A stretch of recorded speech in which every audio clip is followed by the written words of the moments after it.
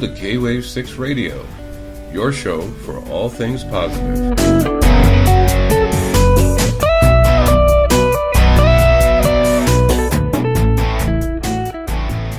Welcome to K-Wave 6 Radio. For those of you who are trying to listen to us on Blog Talk Radio, we had a major technical problem. I was trying to do something. I ended up screwing up the whole show. It ended up closing the show. Could not reopen it. Couldn't even start a new episode. So here we're going to keep. At least you can't do call-ins on podcasts, but we do have Michelle. We do have Chad here, and we're going to go on with the interview. So good morning, Michelle, and good morning, Chad. Good morning, Kirk. Good morning, gentlemen. Hello. Hello, everyone. Hello. Yeah, maybe the energy is just trying to tell us something is wrong.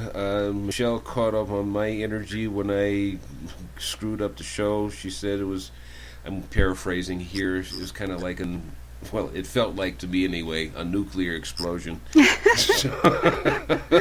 Oh, yeah, I felt it. I just went off, and I just went, oh, this is not good, because I know there's a lot of people that were hoping to call in, but we'll do the show again live in the future, and I'll have everything done, and, you know, as long as there's no intervention from up above, we'll get the show. But anyway. Exactly. No worries. It's all meant to be this way. It's all good. Let's just all rechannel. Let's all rechannel the energy and just make all this really work well. There you go. Yeah. I'm already kind of working on that, getting it all even keel. Mm-hmm. Yeah. Yeah. So let's see, I don't know where you guys want to start, but let's start with, I'm really curious. Chad, you're the astrologer amongst us.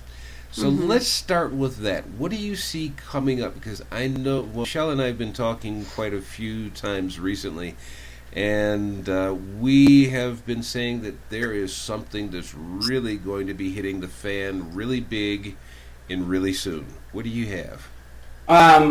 What do I have? You know, there's just a confluence of influences out there, and essentially what I'm seeing is a lot of major transition and a lot of revelation that is going to be occurring here shortly. It's being released bit by bit even now as we speak, but I just looked at as in, you know, next month as an interesting one that is going to be extraordinary in that many people's world is going to be completely rattled as far as that whole thing. So, I mean, specifically, you know, the various aspects is that we have a Mars-Uranus conjunction, which is a classical stock market crash signature. That's generally, and this really runs into the, it's a Fibonacci number sequence that occurs between the various planets, and it's just kind of a rhythmic thing. What I had seen prior to that Mars-Uranus conjunction is a Venus-Uranus conjunction, which is the Fibonacci sequence, and that's how all the markets seem to be trading on. They seem to be symbolic of highs and lows. So what I had seen for mid-March was Venus rolling around, or essentially being very close proximity to planet Uranus, and then which is symbolic of a top, a market top. And then Mars comes around, mosey's on over, and kind of the planet of aggression and energy, and it's kind of popping the bubble. So I look from a I'm a financial astrologer, been trading commodities and doing all this stuff most of my life, well over 25 years. So I'm seeing that, but it's actually a war signature that is coming around. And I think it's the guise of an accident that's going to set off a kind of a powder keg.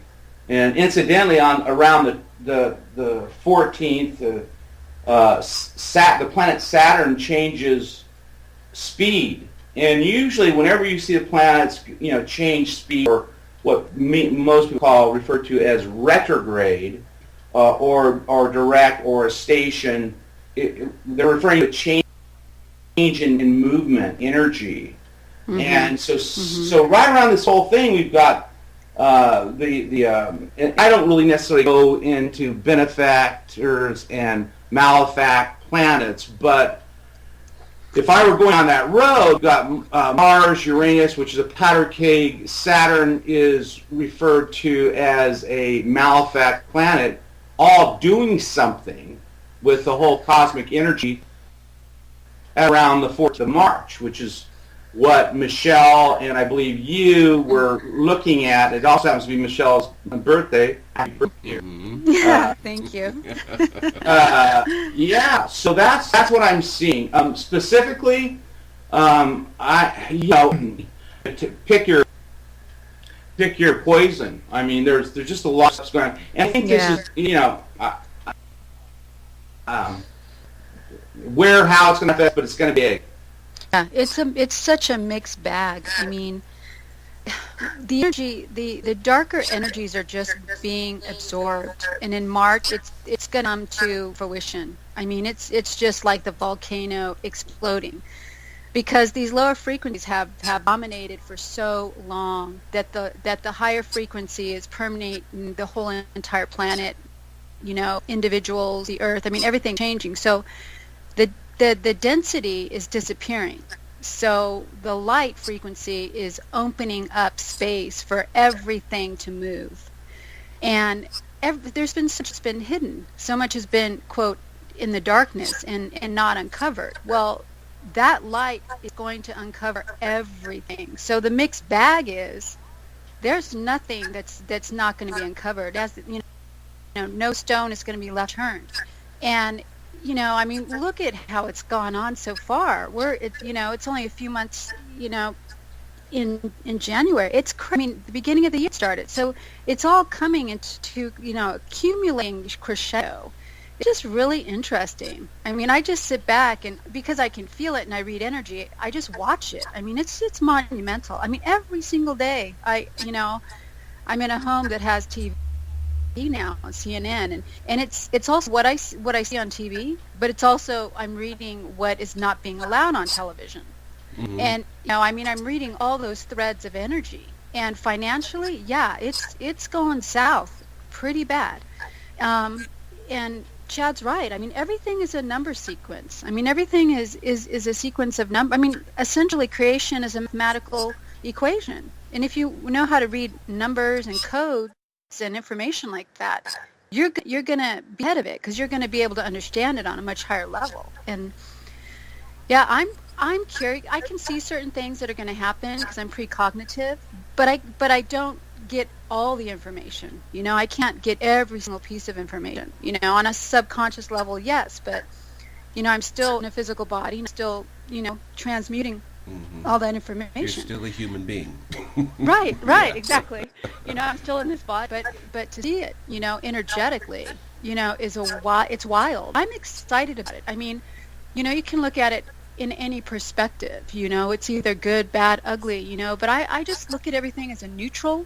I mean, chaos and change are the same thing. Chaos has to precede it. So it's a wild ride. And for those who aren't going to ground themselves in a space of peace and harmony and just kind of go with the flow, they're the ones who are going to have the rougher ride. It's kind of like when you get in a car crash. It's the person that tenses up and just tightens up is the one that get hurt the most.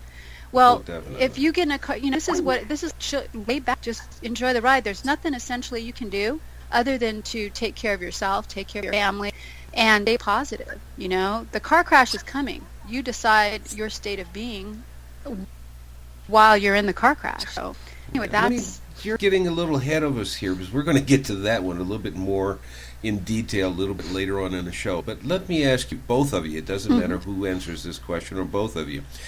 Yesterday, talking about watching cable network news and all that kind of stuff, I was watching one of those news channels. I'm not sure if it was, I'm not sure who it was. I'm not going to even give the assumption of which one it was. But it was a Senate hearing with the chairman of the U.S. Treasury Department, Mrs. Yellen, I believe her name is. And Federal Reserve. Yeah, Federal Reserve. Yeah, okay. She was saying that, in short, she's saying that if the financial situation was fine, there is growth, and they would not be raising any interest rates until probably midsummer. So she's giving out, in short, a green light that everything is good. But you're saying that something's going to change in the negative starting next month. Yeah, they all want to tell you it's good. They don't want to cause any kind of panic or stress, and they're trying. They already know it's going to happen. Okay, they already know because they have the information. They're not feeding it public, but so they have to tell you on some level. Don't worry, because they don't want to cause a scare. They don't want to cause everybody to go nuts and pull their money out of their bank and stop doing that. They need the consumer flow to go as normal, but it's not normal. The illusion of it is normal. They're essentially, they want the illusion to continue as status quo as it has been, but underlying it's not at all what it seems. Nothing is what it seems right now. How do you feel about this actually tying in with something I saw just recently? I think it was yesterday. Some news about that Iran and a bunch of these other countries, but not including Jordan, are wanting or planning on starting a war with Israel in the near future. They didn't give a specific time, but then again, they're just reporting what they hear. The irony about that, there's always that seems to be since the inception of Israel. That seems to be the norm. Yeah. There's always Arab-Israeli conflict that's always out there. Could it be possible that gets flashed out? Certainly it could. But I wanted to kind of get back a little bit to what everyone was talking about regarding the various aspects, which is, we're in a Neptune's in Pisces, at least tropically. So what we have is this mass deception, and that's everyone is actually being defrauded, and it depends on who's drinking the Kool-Aid. Right now, and everything's so fragile. So when you get back into the things of saying it's okay, it's all right, interest rates are going to go down. We live in a world right now of $18 trillion, which I try to write those numbers down and I run out of ink. And paper. Right. So we're into that world. I don't know what 18 trillion is, and then I don't know what. Then they talk about a balanced budget. Does that mean all the money's paid back? Or does that mean on an annualized basis we don't exceed the debt ceiling? Which, in fact, that's what they're referring to as a balanced budget. So we live in this subatomic world of this nefarious numbers that are so spectacularly, and so everyone says everything's okay in the Western world and what have you, about our system, balance of payments, the economies and things like that. But what the planets are telling me, they're telling me something completely different. And and I feel like, I guess, I love Richard Pryor and JoJo Dancers, when his wife breaks down the doors and he's with a white woman and he looks at him and he yells out, he says, well, who are you going to believe, me or your lying eyes? And I get in this whole thing. It's like, okay, I feel like I'm part of a Pulp Fiction movie or something that's so short. I'm saying, okay, but I look at the planets and again, and I was just thinking about this. Pluto, which is government, and which is also atomic, is making an aspect of this configuration. Neptune is in there. So we have this confluence of stuff going on. So, and really what happens as far as when you have bankruptcy, the next sequence is always war, okay? So that's why I was trying to tie in what Absolutely. happens with the Middle East. The area. Yes, Yeah, right. and I'm working myself back to that, and that's exactly precisely right, and that's what's going on, and so that is what all this posturing is, because all these government people, they need conflict in order to sustain their own positions and jobs. Exactly. And we are just the fodder, and I think that is going, sometime that's going to change, and I think we're again getting close to that. But along with that, everyone has to take their collective responsibility, because if you've got electricity, you are sharing, or we're all collectively sharing with this, disease, and so until we're ready to say, wait a minute, all this is not worth it, we can't live like this, and that's what the grand reset, and this is what I'm really seeing. Incidentally, and I don't want to monopolize the whole conversation, but let me just add another thing. We're in the middle of, on March 20th, there's an eclipse that occurs, and we're in a series of blood moons. Okay? Right, exactly. So, and as far as the Israeli prophecy, again tying into what you're saying, the major conflicts were going to occur sometime during these blood moons, or red moons. Exactly. So it's symbolic. Very symbolic. It is symbolic. Yeah. Mm-hmm. So beware the Ides of March. Oh, Yeah. hi, Stash. Yeah. You just joined in. Hi there. Yeah. There he is. I are here. This call has been dropping in and out on me, and I'm catching most of it. Okay. Good. So you're the one who keeps disappearing. I was wondering. Yeah, well, he's back. Okay. Yeah, back with that deep bass. It's funny. Anyway. Chad was saying, 17 trillion. I was watching a thing last night. That does not include the 100. Oops, he disappeared again. Well, I'll finish what he was going to say. The unfunded liabilities, which actually put this, and the derivatives. And when I talk about subatomic financial system, what they'll do is they will put $1 or fractional banking. They'll put $1 up and then lend 100. So and I've written derivative contracts. I've been intricately involved with all this nonsensical money creation, and it literally is it's a subatomic world. It is a world of negative. We don't believe in equity. We believe in debt. Mm-hmm. We're a debt economy. We're a negative economy. Mm-hmm. We're not a positive economy, and so and that has been the realm of some extraordinarily demonic, evil people that have controlled the negative world. Hence, us, also, at least our mortal body portions, with this continual fear and threat that's over our head. Mm-hmm. Try not paying a credit card bill, and you might as well have been you're equivalent to it's an exaggeration, to a mass murderer. I mean, and to them, they think in terms of, not being a part of this, larger negative world as you being something bad yourself, which is an upside down world where good is bad and bad is good. Now, the wonderful antidote about all this stuff, and that's what's going to come, is it's equivalent to falling off a one-story building or a 100-foot story building.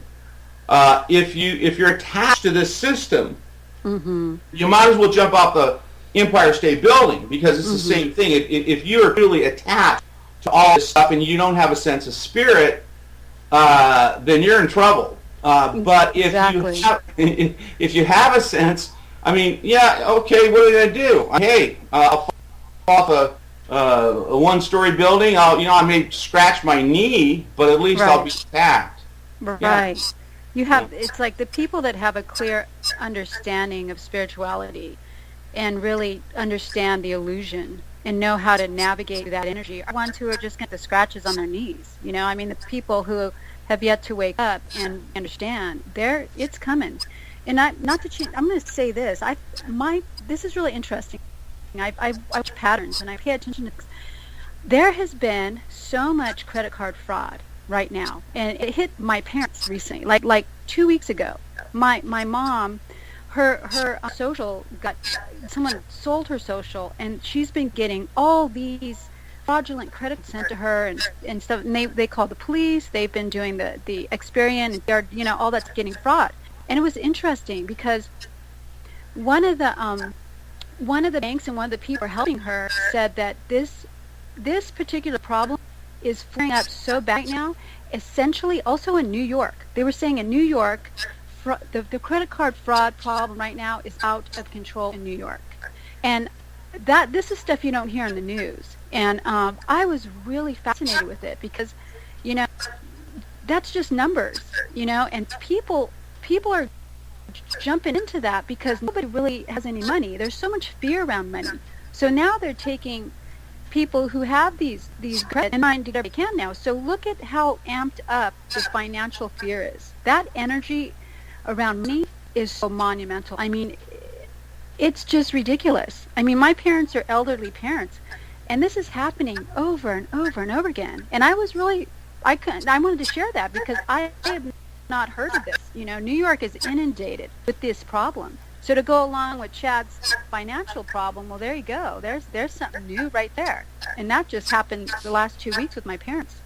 Wow. Yeah. We were talking about it, but I didn't know it was that recent. Oh, yeah. Yeah, it's really hello. Huge. Hey, Stash is back. Oh, hey. I keep popping in. Something's going on with Skype. I don't know. It's funny. All of my Earth-based sources are saying, whatever get out of anything that's made of paper. That's anything right. that's paper. Get junk silver, get Everything. gold, Yeah. get food, get everything, but get away from the fiat dollar thing because it's going to come tumbling down anytime. It's all going bye-bye. It's all, and none of it's real, and it's all going bye-bye. and I was also seeing that today that Bernanke, an interview with him, this was all planned to get rid of their system and get us back on the gold-based system. I mean, that's well and good, but we do need to stop dealing with falsies. Exactly. We have to get back to real. If we're going to share the wealth, it has to be real wealth. Yeah. Yeah, it has to be real living, authentic living, a space from that we're one collective, we're not separate. There has to be that enormous love for one another for us to get back on track because we've so far off the track now. So this what's happening is just the evidence of it. It's like there's no love there. I mean, the structures that were created, all this was not based on love. It was based on greed, money, and power. So we're getting on these new threads and these new timelines. They're based on love, and the collective oneness of all of us, and that is essentially the only thing that's going to ride it out. I mean, it's like there's a storm over here, but there's this new thread coming up that has nothing to do with the storm, but there's going to be residue. But you're seeing it. It's so clear. I mean, like I said in my first interview, you literally have to have your head dug under the sand if you can't see this really clear. Isn't that the truth? Because it's coming for every single person. Every single person is coming for you. And there's no getting away from it. This is what I've been trying to get across for months, if not over the past few years, just doing this radio show, doing the readings and whatnot. It's just what you said now for the third time, is we need to, and I hate the expression, but everybody knows it, we need to wake up. Not to just what's going on, but to who you are and your relationship with our Creator. And Exactly. this is why you and Chad and even Stash, when he's manages to stick around, he's gone again. Oh, he's back again. Okay. I like the shadow. You never know when I'll appear. He keeps us guessing. I like that. I tell you. But Chad still there? I am. He's pulling a Troy there, Stash. No, I'm listening. Yeah. Well, it's a universally enforced Troy because I keep getting the feeling the universe doesn't want me this morning. Oh, yes. Yeah, they want to. Yeah. We do. You're here. You're here. Just, What you were discussing there, though, it goes back to the disabling of a system they've been working on for over 1,000 years, which is the idea of competition as opposed to cooperation. Exactly. Well said. I like that. I too. Very simple. Yeah. Mm-hmm. Well, this is there's nothing really new under the sun. This is I've always wanted to. My whole thing has been not only if you get into the whole astrotheological thing, you really start to understand that all religions, everything is basically astrology based. I mean, it's always been the beginning of time. They've tried to conceal it, but within that, you have a thing that you probably heard, this mystery Babylon terminology, and really it's been going on forever. From Egypt, Babylon, the whole combination, church state, control, domination. This actually has threads into extraterrestrials and things like that. And what has been revealing about the whole UFO thing is that, just stuff keeps coming out, more and more about this. And the people, the powers that be, have always seen our connection to this greater whole, as a threat, because how they operate is through addition, and separation, which is the antithesis of love, which is joining together. So we live in that world. We're the birthing. What scares me more than even the powers that be are the people that are so ingrained in the system. Right. They're, and they've been almost turned into quasi-robots. Well, they have. They've lost their souls, and those people are the ones that, and we've all probably in this whole room have had the judgment of even family members and extended families of who we are and what we're doing, because we're so foreign to what their belief system is. We might as well be Martians, or we might as well be extraterrestrial, because it's such a reach, and it is very I don't know how specific, how methodical you are in trying to explain your position. It is an extraordinary threat to them because of their programming. Exactly. The program has been designed for that exact reaction, though. Okay. Absolutely. It was explained in the movie The Matrix. Exactly. Yeah. I remember when I woke up. What I went through. Oh my God. There was a point where I was afraid to even open my mouth, because my ex-husband literally tried to turn my 3 children completely against me. Okay. And people around, because you change so dramatically when you wake up, or at least my awakening was like I went from 360 in 5 seconds. I just was one person 1 minute, and then I was another person. So I understand the reaction, and I didn't really, I got it. I understood how dramatically I was changing. But it's difficult. It's difficult for us who are the way we are, and we're born this way, but it's difficult for those because they've been so programmed. And this is a really good analogy. I'll explain what's happened. When you can take a humanity and take them out of their heart and just stick them in their head, there's no clarity. And if I have 2 boys. My kids are raised, but what a tool that the dark powers have done to completely solidify that is video games. Our children, and essentially boys, a video game is not real. But when you have two boys sitting in front of the TV killing all these different entities and people, it literally desensitizes them. They're not using their heart; they're using their head. So it essentially pulls their soul from their heart to their head. So when they go out into the world and they become young men, they're already desensitized. They don't feel anything. Killing somebody or running over a cat or it means nothing to them because they've been groomed.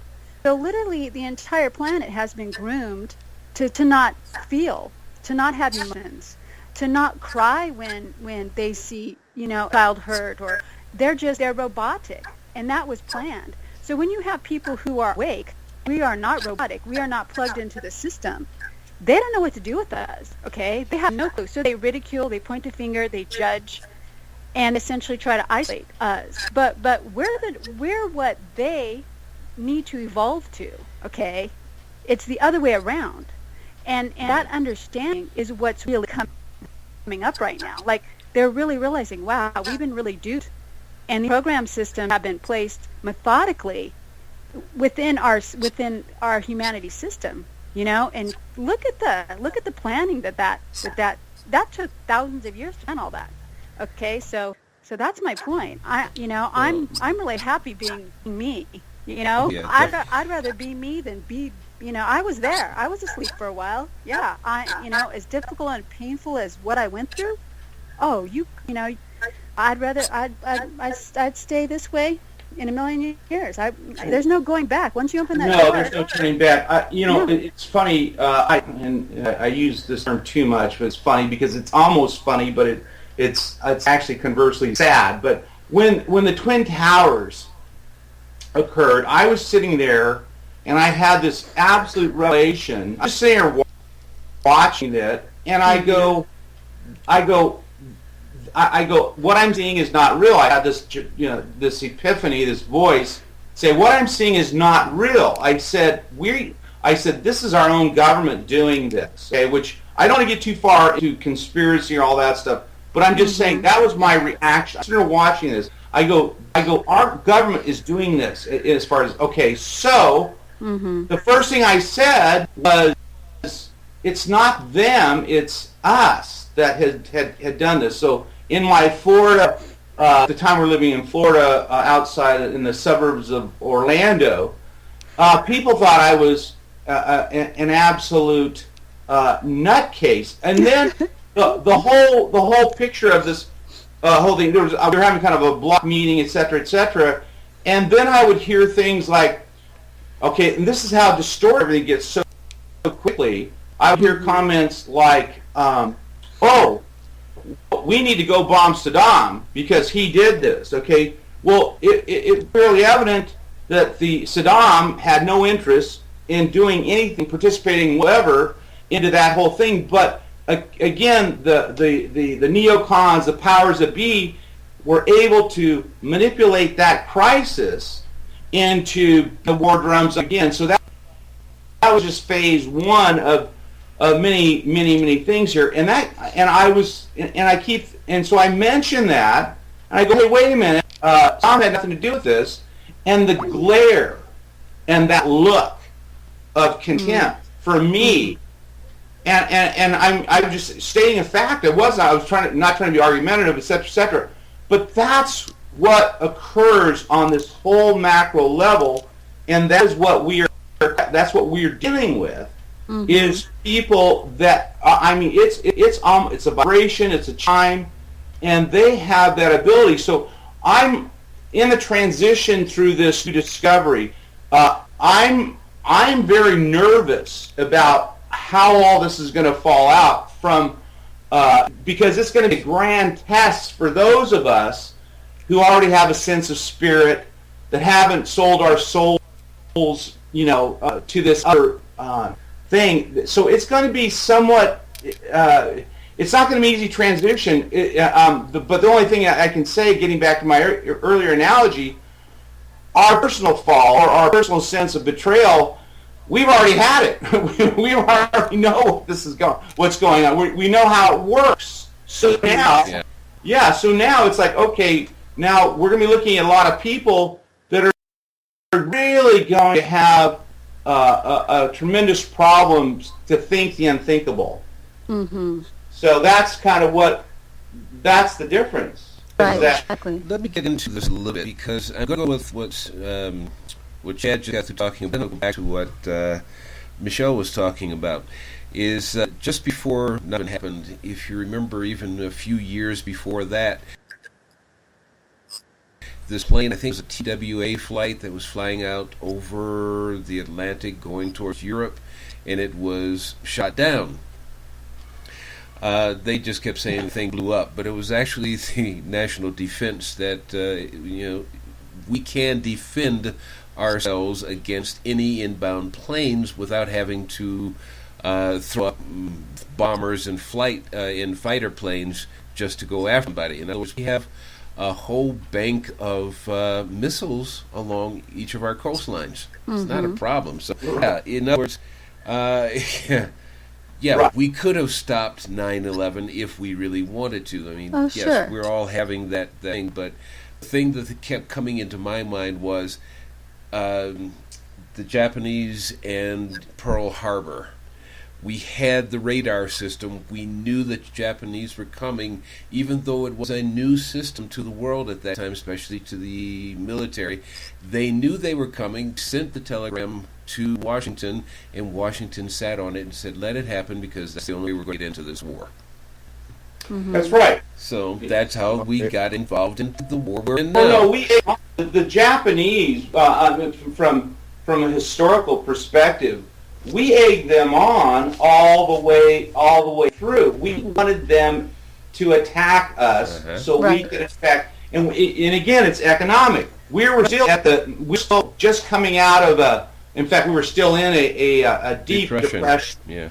Yeah, and the only way out of these things, at least economically, is to figure out, well, how can we rally around the flag? How can we get everyone to sign off on, indebting the nation, hundreds of millions of dollars? How can we do that? It always comes down to money, and that's these conflicts. That's what they're there for. The same thing with the Bay of Tonkin in Vietnam. That was a complete joke. Everyone knew that the Vietnamese had no intention of doing anything to the airship, but they created the Bay of Tonkin, which gave us the mandate to get the red, white, and blue going. Oh yes, we need to go get those guys. Well, hell, we had a perfect world where we had a war for 10 to 15 years.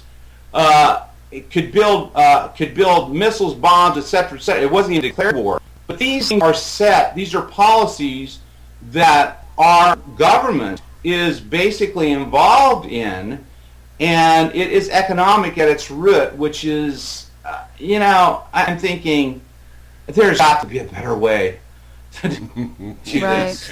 Well, yeah, I mean, Stash and I, and matter of fact, all four of us here are actually old enough to know about the Vietnam War. Chad, I don't know if you were involved in it or not, but Stash and I were in the service during that time. Neither one of us went. I made it by a month. Yeah. I made Vietnam era veteran by a month. Yeah, there you go. But I always had this problem with Vietnam, and I used to say this. Matter of fact, that was the reason why I enlisted into the Navy in the first place, because they wouldn't let me have a conscientious objectors. But part of my conscientious objector form was, when somebody attacks the nation that I live in, I will pick up arms and defend it. But Vietnam did not attack the United States, so I don't want to be a part of this.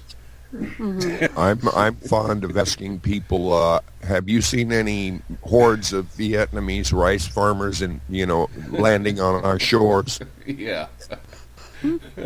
Yeah, those evil little rice farmers who basically have subsistence living. Right. They commandeer, fighter jets. Yeah. If you get deep into it, I mean, it wasn't just the Gulf of Tonkin. There was the Bay of Pigs. There was the Lusitania. There was the USS Cole. It goes on and on and on. Yeah. Their playbook is so standard. But I knew, just to go back for a second, I knew 9/11 was fake the day it happened, because I was watching all of this in shock, and then they showed George Bush sitting in that classroom reading a book upside down. And when crazy. they told him they didn't pick him up and rush him off to Air Force One, he just said, yeah, da da da da da da da, like the clown It was he so was. staged. It was so staged. It was like almost he could have done a commercial for the public library. Yeah. It was just so staged. I mean, if it was unreal. I mean, and then they sliding it to the public, thinking this is going to go over well. I mean, I'm like, really, you guys? This is so badly done. Yeah, well, we could go on with that one, and there's a bunch of stuff I know each one could actually pull out. But I'm going to go back further than what Michelle was talking about earlier. I think most of us know at least bits and pieces of this, if not more than what I already know, about how all this stuff throughout, Stash said it even earlier, thousands of years ago this has actually been going on. Right. Think about it, because governments have always been against those who are quote quote spiritual. And we can go back past the Roman Empire, but let's start at the Roman Empire, where Romans were just people that were very good at war, and they were pulled into different nations because they could come in and get rid of the riffraff, because Romans were very good at war. Mm-hmm. But when religion started taking over the Roman Empire as it fell, it started to war against, because Julian, I think was the last of the Caesars of that family, of that family lineage. And after he was one who says, hey, you can have whatever you want, just pay homage to Rome. That's fine. But as Christianity took over, I'm not just going to pick on Christianity, but that's just the facts, is that when they took it over, we went into what we know now as the Dark Ages. This is when you were considered a heretic if you were doing anything like Nostradamus. You were a heretic if you did anything. I mean, they went out to look for people that we now call witches and warlocks, and, well, not warlocks, but witches and people of spiritual backgrounds, of tribes, of nations that were very spiritual people. And they warred against these people, and that's where we come to the United States, when it came here and they started doing those witch trials and burning witches at the stake. What a wonderful way to start a new country, just burning people on a stake. Actually, the story I heard was they were actually lawyers. No, I'm serious. I am Really? Wow. serious. They had lawyers were starting to delve into the. Nope. He went bye-bye. He's not lost. He's just, I don't know. Just incoherent. My middle name is Heretic. That's what, when people say heretic, stand up. I like Michelle, grew up in a conventional religion, and so I've been questioning some of these things, and so the first thing you're labeled is a heretic. Mm-hmm. Big time. Yeah. And How does it feel to be a 21st century heretic, huh? It feels great. It feels really neat. I like it. It's empowering. It is.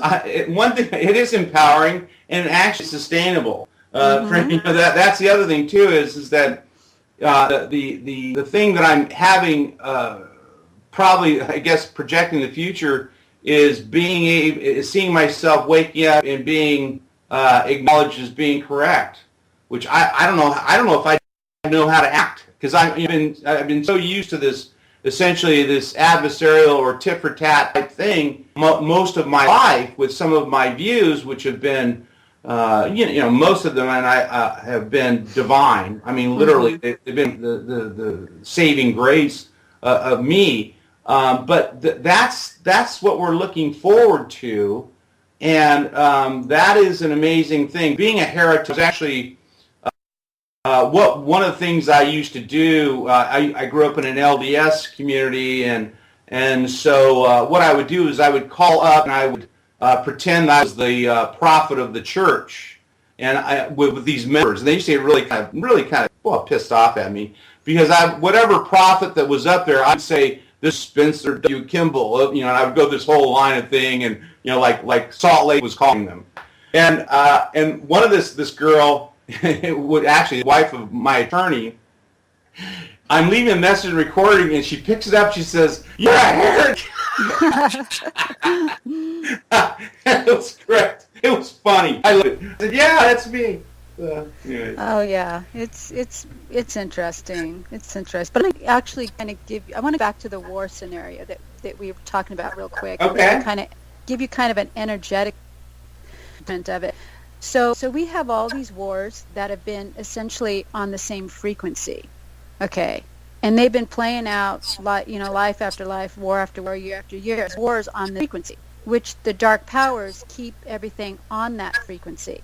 So with the coming wars that are starting to rise up again in our time, what will happen is the energy that supported all those for all those years is no longer available. Okay, so in the past, we had the 60s where there were people picketing about the war, and we've had all these different people rising up to go against it. Okay, we had voices, we had different times where people collect and what do they call them? They're not picketing, but they're protesting. Yeah, protesting. There you go. There's the word. Yeah. You had many protests against these verbally, but the difference is now is, even though they protested and were against it, the energy was not there. Do you understand that? There was not a new energy thread.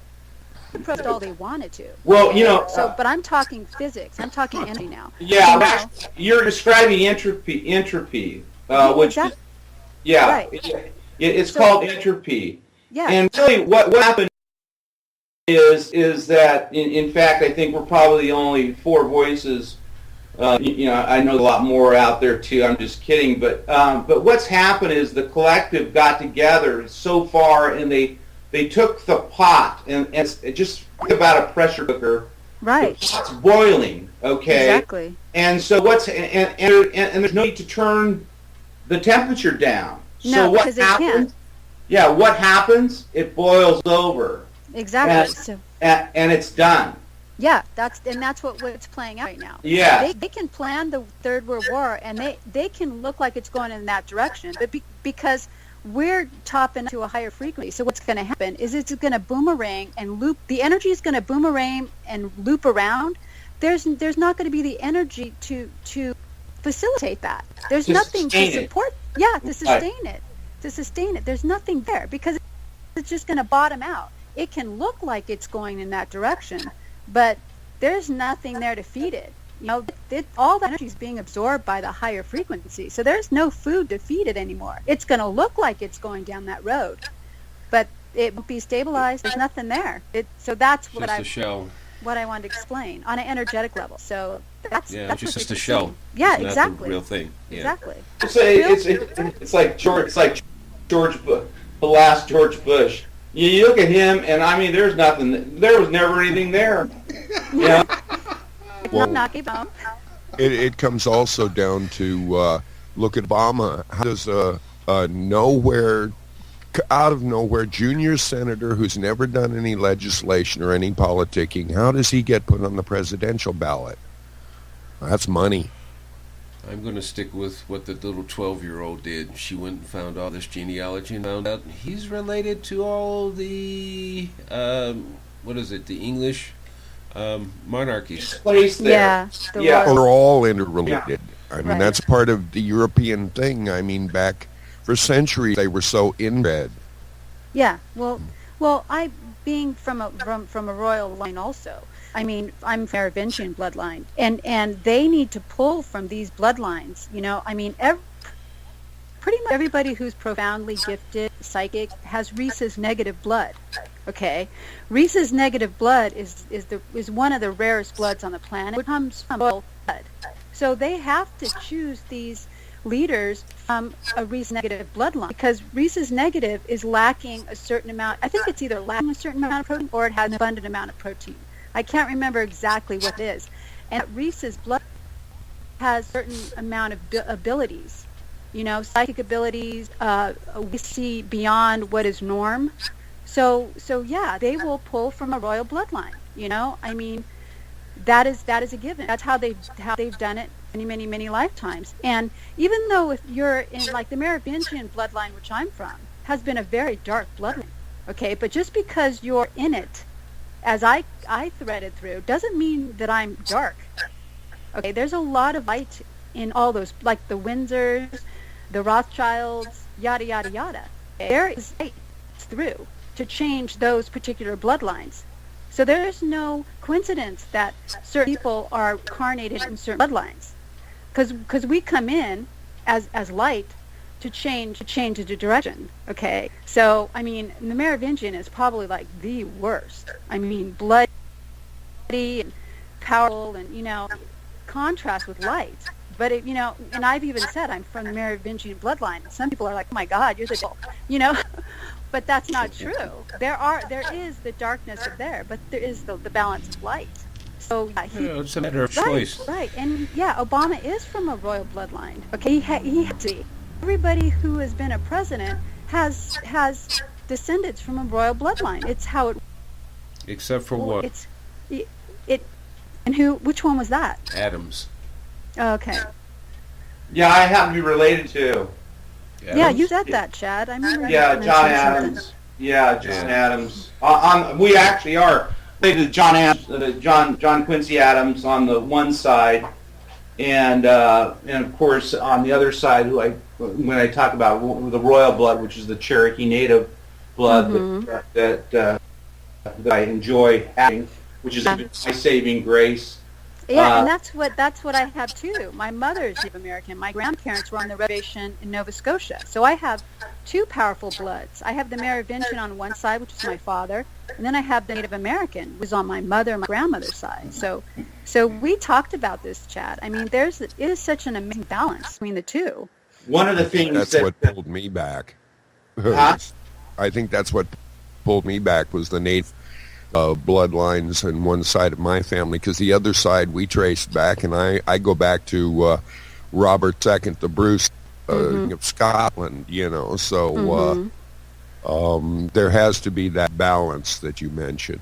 Right. One of the things that the Native American, essentially the indigenous blood, it's a dual-edged type thing.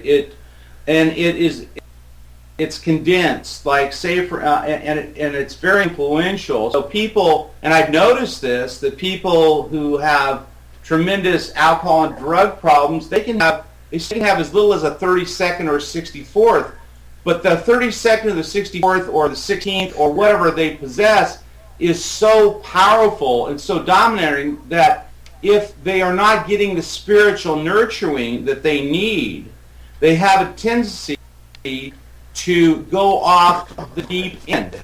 And so it's an amazing thing, and there's a line of things. So one thing I've always noticed is that people with just traces of Native American blood, that accounts for more just by virtue of the powerful bloodline. And it actually goes into dietary things. It goes into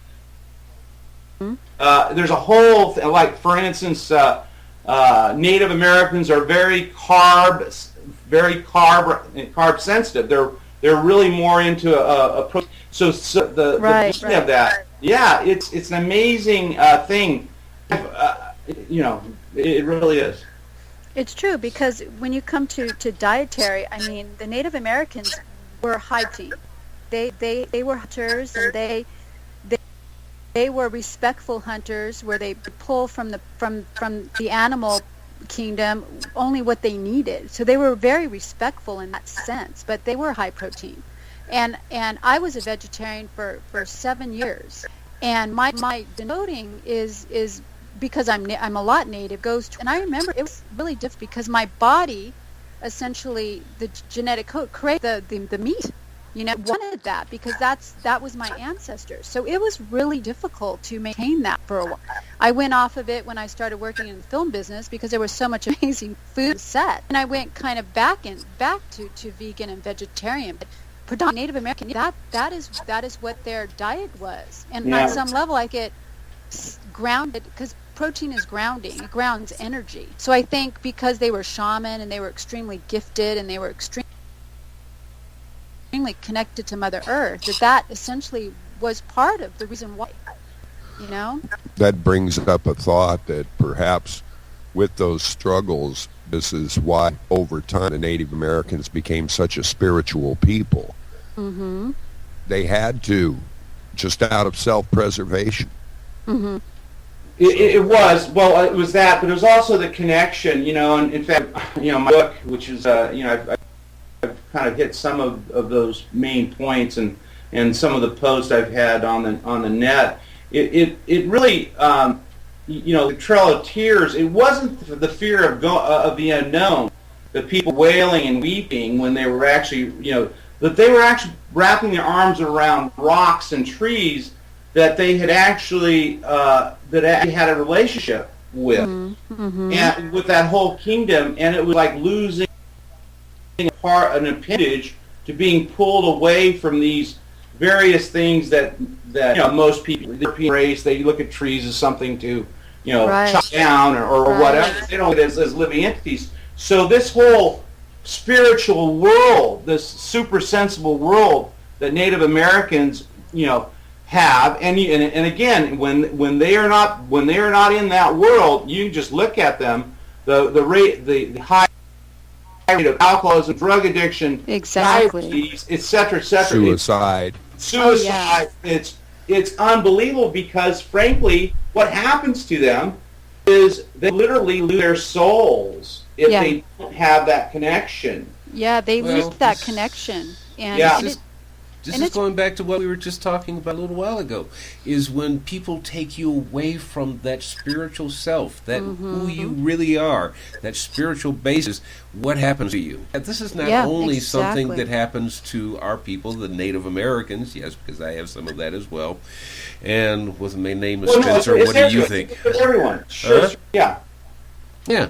So you take people away from their spirituality, people start looking for something. The world, the universe does not like a vacuum. So something has to fill that space. Exactly. What is filling your space? And I'm leaving that out to the audience right now. What's filling that space? Because you're sitting up here going, I don't believe in what Chad is talking about. I don't believe in what Michelle is talking about. I don't believe about anything what you guys are talking about, but I'm curious about it, but so I'm going to listen. But something is filling that void in your life. Is it material things? Right. Is it alcohol? Is it drugs? Is it, you come up with anything? What's filling that void? Is it even an adherence, strict adherence to some religion? There's always got to be something that fills the void. And if it's alcohol, if it's drugs, if it's possessions, if it's religion that you're following, there is a problem. Your life is not balanced. Right. And that's what Michelle has been trying to say probably now 5 times. But what's really interesting is about 10 years ago, I actually flew back to where my people were. I'd never gone on the reservation. You know, when I was 5 years old, I visited my grandma one time, and I'd never gone. So when I became gifted in these psychic abilities and my life exploded, I went to the reservation. I sat with the chief of my people, and we talked. We had a long powwow, and he was very disgruntled because he had given up on his people. He said it's inundated with drugs and alcohol. And he was so distraught. I encouraged him. I did a lot of energy work on him. I worked a lot on I've got so many cousins in Canada. I mean, I worked on my cousins. I stayed a week there and just literally copped a squat with the chief and my people. And this is what I also found. The government wants the Native Americans to be inundated with alcohol and drugs. And it's kind of like killing the witches all over again. Yeah. You know, because they are the shaman. They are connected to the earth. They are the earth. They feel her. They listen to her. They connect with her on such a power level. And what's a better way to destroy that than to feed alcohol and drugs and literally take their life away from them? And what's interesting is when I was born, my mom never wanted me or my brother on the reserve. She had an intuitive voice in her head that said, "Get your children out of here." And that's when we came to California. But what the government does, it will go to each of these reservations and snatch up these children who are highly advanced, highly gifted. They will recruit them and turn them into super soldiers, mind control, because they carry the thread of frequency. It's so powerful. So on one hand, they want to destroy it, and on the other hand, they want to use it. Okay, so when I started getting into this information, it made perfect sense as to why my mom intuitively knew to get her kids off the reserve. And when I went back, I was blown away. I had never experienced that. And Michelle, we're going to stop here for just a quick moment, and we're going to take a station break. We'll be right back, so stay tuned with us. Hold on.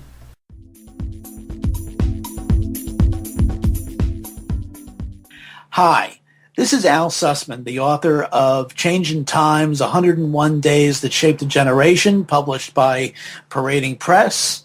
And you're listening to the always interesting Kirk Spencer on K-Wave 6 Radio. Thank you for joining us for today's show.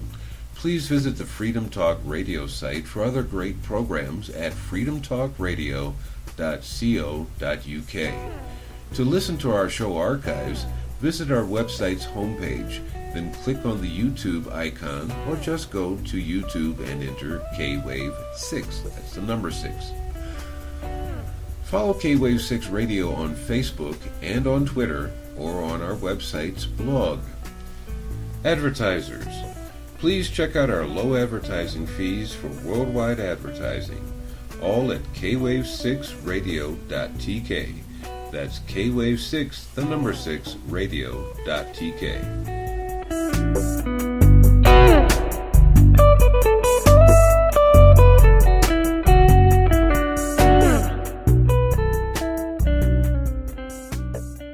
Hi, this is Dr. Nick Leroy, and you're listening to K-Wave 6 Radio with its host, Kirk Spencer. I'm a holistic physician. I specialize in women's health, breast thermography, the alternative treatment of cervical dysplasia, and gastrointestinal disorders. And you can find me at drnick.net. And welcome back to K-Wave 6 Radio. We have Michelle Vaughn, we have Chad Meek, and we have my brother from another mother, Stash. Hi, Stash. Hey. Hey. Howdy. Yeah, and we were just talking, Michelle and I were talking, well, actually Michelle was talking about being on a reservation and knowing to get away and whatnot, and I guess we kind of want to start from there, because even this guy that I was listening to his interview with not too long ago, his name is David Matheson. He's written a book, and he's associating things that you could put as, say, astrologically found in history and what was going on in that time and whatnot. And one of the things that he was talking about was just what Michelle was talking about, was when it was at the turn of the 18th to the 1900s. I don't want to say centuries because it's the 19th to the 20th centuries, but the Native Americans in the United States were always forbidden to do the ghost dance. And it was forbidden by the U.S. government, of all things. And also because I had lived on reservations a couple of times, different reservations. I have a Native American name given to me by one of the grandmothers of the Cherokee tribe. I have another one, but I can't remember that one. That was an older one. And the things that I was taught by those who were born and grew up into these areas, and even some of those who lived on the missionary schools or in the missionary school system, and some of the abuses that they went through were horrendous. Oh, yeah. It was very much, it runs back into, I'm just going to go into this very shortly, it's all based on fear. And this is part of the reason why, and I was always thinking about, why is the world such hateful of Jews? And I think it's just one of those things of, it was just one of those cultures and religions and lifestyles, whatever, how you want to put it, because it's not just a religion, that has a very strong mystery, if you want to call it, a mystery side to itself.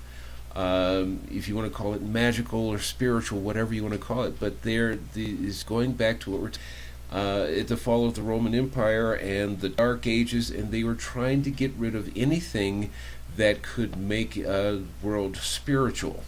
Right, to bring the light in. Yeah, if you can get rid of the spirituality, you can control a whole group of people, a nation, exactly, whatever. So a world. Yeah, thank you. That's the word I was looking for. You can control the whole world if you take them away from the spirituality that we're all given. And this is what we're all talking about here, including Stash.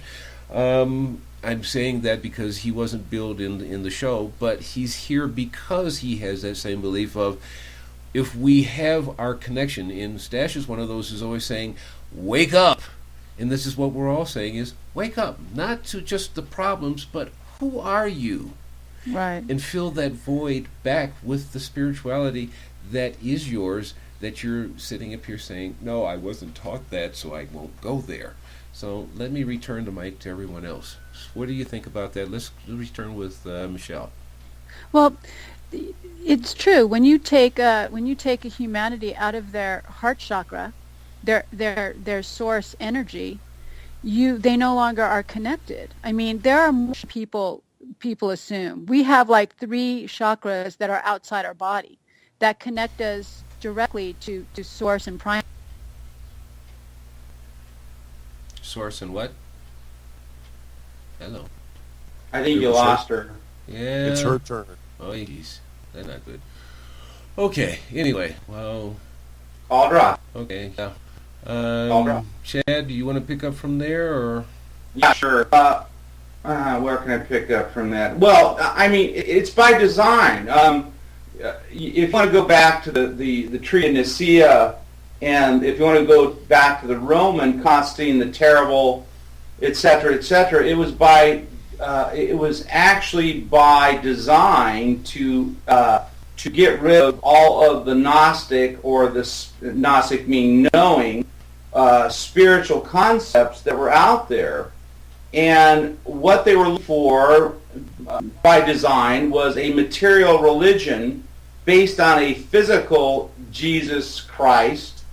And that was what was designed 320 years after this spiritual entity called Jesus in the Holy See and world. It was during that time period, there was and it's perennial too, and that's the hope, is that it's perennial. It comes up through various ages, and at that time, during that time period, the Essenes, which is an offshoot of a lot of the spiritual Egyptian church and a whole other stuff, was predominant, and it became the antithesis of what Rome wanted, which was a physical Catholicism of religion that everyone supposedly was in agreement, but then in fact how it worked is if you didn't agree, you were shoved up in outer darkness. So that was where it started. That's where the spore started, and it really entered into a dark period, because what we had a mechanical or a physical religion that's really based on it's upside down world, because really it is anti-spiritual. Yeah. You lose your contact with the creative source or the first cause, meaning that you have to go through a priest, a pope, there's some other union member or something like that with your connection with God, and that's what they did that, and that's how they encompassed that's how the state encompassed religion. I'm back. Which in fact is what Mystery Babylon is, where you have a church state controlling everyone's spiritual connection with the primal first cause. And that's the beauty about us humans, and in many respects, is that down deep we were embodied, we were endowed with this connection, this spark, that cannot be taken away. Eventually, it's portable. So even if you completely screw up, lose your soul, there's always a way back, and that's the absolute key. But that's what happened, and and that's how they, in fact, herd cats. They herd cats through this physical religion and materialism, and it is the antithesis of our spiritual self. But also, humans did get their DNA tampered with. Okay, so it wasn't just the psychological and emotional tampering; it was physical DNA. When people are abducted and they are experimented on, and they are rearranged genetically, they're thrown back to Earth, and then they mate, they populate and they mate with other humans, and their DNA is essentially changed. So our DNA, in fact, is a part of our connection. So psychologically, emotionally, genetically, we have been modified. So that is what is called breaking a universal law. Okay, so these darker entities came in, and literally there are laws in the universe. Okay, you can't just come into a system and say we're going to do this, but they did. They broke universal laws, and by tampering with species, which they did. So we're getting back to our original DNA, and that is being repaired and sorted out in a way where we can connect all of those chakras and connect directly to primary again. Well, there's species of hominoids that I think that you're referring to as far as with the whole DNA restructuring. I think to some degree, I guess you have to define who we is, as far as this. And because we are having this conversation, we are not hominoids. Right. Yeah. But for the most part, and I'm thinking, they've been very good at that. As far as that, for the most part, the majority of the population still has their intact. We've had visitations from the beginning of time. You talk about the Adam's rib. You're really talking about DNA splicing. And that's a whole further. But essentially, what we have, at least in our world, within this conversation here, is that we have people. We have the sense, and we have that connection, and it is getting psychologically, in many respects dulled, but the beauty part of that, it's still there, and it can be rehabilitated. Well, and be made stronger. Exactly. That's what the light frequency is doing. That is also why we have all these sun flares. I mean, the sun is essentially, with the radiation that's coming, we've had more solar flares in the last 2 years than ever. Energy coming from the sun is repairing that. It's putting those connections back together. And, when you're really sensitive, I mean, I know exactly when that radiation is coming to hit the planet. My whole body lights up, I mean. So that also is, we have all these planets and Mother Earth essentially supporting that. It's like we're going back to the original human, like this is what we're supposed to be, and this is what happened. We got off a track, and so we're, like you said the planets have dictated so much, and they have. I mean, the darkness can come in with a new design system, but that doesn't matter. It can only go so long, because this universe is organic. It has control, and it will allow certain things to proceed for a certain amount of time, but then it will interject, and that's what we're seeing. The universal flow is interjecting and say, okay, we've done this for this long, and now we're going to go back and we're going to do this now. So we have so much planetary support, Earth, I mean, everything, spiritual support, off-planet support. I mean, we're going back. We're more people are becoming awake, walking into their psychic abilities, and it's all part of the plan. We're going up. I think that's why there's so much tension in the world right now, is exactly because that is happening and people don't know how to deal with it. I found myself thinking back a few minutes ago, a way to solve the whole thing is the difference between religion and spirituality it takes me back to the movie Death of a Salesman. Cut out the middleman. I don't need no stinking middleman. Talk to God. You know, it's exactly. When you get back to yourself. Yeah, and back to Native American thing. I mean, when I feel like I really need to connect, I'll go lay on the ground. Like I just spent 3 intensive days with the super soldier, deprogramming him and healing him and working on him. I was in a hotel for 3 days, and it was extensive. You know, my body is a vehicle. So what I said to him, I said, you know what, we need to go to the park. I need to go lay on the ground right now. I need to connect with Mother Earth and connect with primary right now. So we drove from the hotel and ended up at the park, and I just laid myself right there on the grass for several hours and just connected with her. And that is what we essentially are. I mean, our bodies are her. I mean, there's platinum, there's gold, there's iron, there's every essential, what's in the ground is in us. And I connect with her. I can't not do that. In the extensive work that I do, she is every part of what I do.